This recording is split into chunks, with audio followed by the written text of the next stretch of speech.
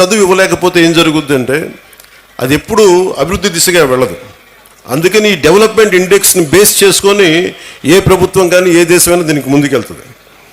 అలాగే అందుకనే ఈ ప్రభుత్వం నారా చంద్రబాబు నాయుడు గారి దీంట్లో ఉన్న ఈ ప్రభుత్వం మీ భవిష్యత్తు కోసం చాలా బలంగా పనిచేస్తూ ఉన్నాం. దాంట్లో నాకు 3 అంశాలు మన అధికారులు, మన కలెక్టర్ గారు, ఎస్పీ గారు ప్రత్యేకించి చెప్పారు. 1, విద్యార్థుల భద్రత. 2, వాళ్ళకి సంబంధించిన ఈ మనకి విద్యార్థుల భద్రత.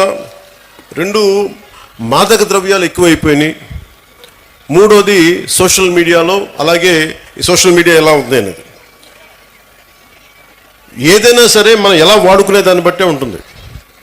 ప్రభుత్వాలు కానీ, గత ప్రభుత్వాలు కానీ ఎవరైనా సరే ట్యాబ్లెట్స్ కానీ, లేదంటే మనం కూర్చోబెట్టి సోషల్ మీడియాకు సంబంధించి ఐప్యాడ్స్ కానీ ఇచ్చారు అంటే అది మీ చదువుకు ఉపయోగపడతాయని, కానీ ఇది ఇంకొకలా వాడటానికని కదా. కష్టం, అది నాకు తెలుస్తుంది. కాకపోతే అది ఎంత మీరు నియంత్రించుకుంటారో, అందుకు తల్లిదండ్రులు చాలా పాత్ర వహించాలి దీంట్లో.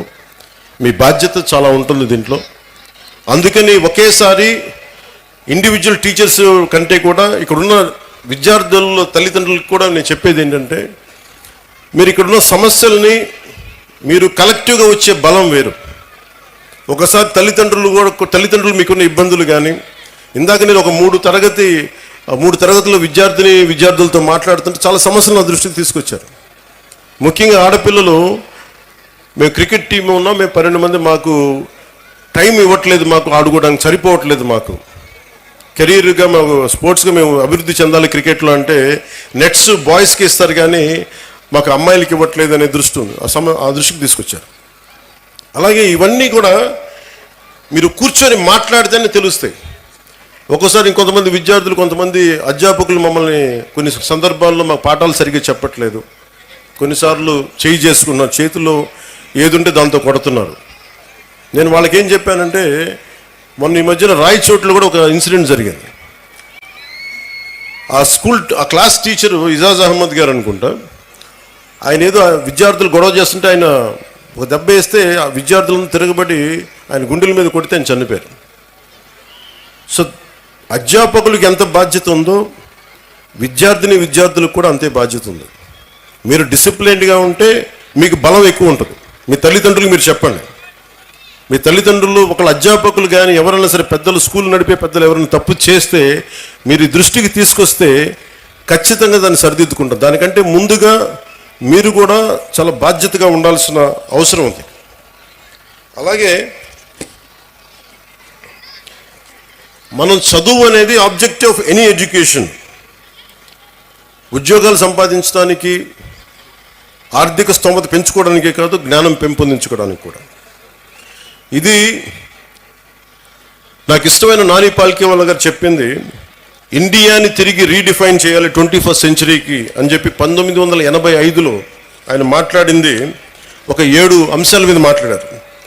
1, national identity. 2, law and order. 3, family. 4వది ఎడ్యుకేషన్. 5, constitutional integrity. 6వది సోషలిజం. 7వది సోషల్లీ రెస్పాన్సిబుల్ బిజినెస్ అని.